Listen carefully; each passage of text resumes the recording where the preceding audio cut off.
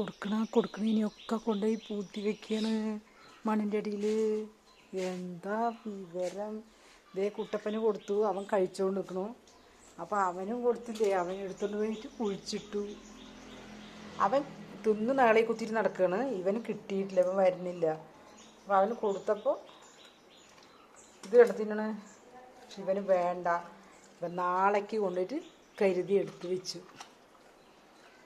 എന്താ ബുദ്ധി നോക്ക്. കഴിഞ്ഞു, എനിക്ക് തരില്ല. ഇനി കുഴിച്ചിടാനല്ലേ കൊണ്ടുപോയിട്ട്.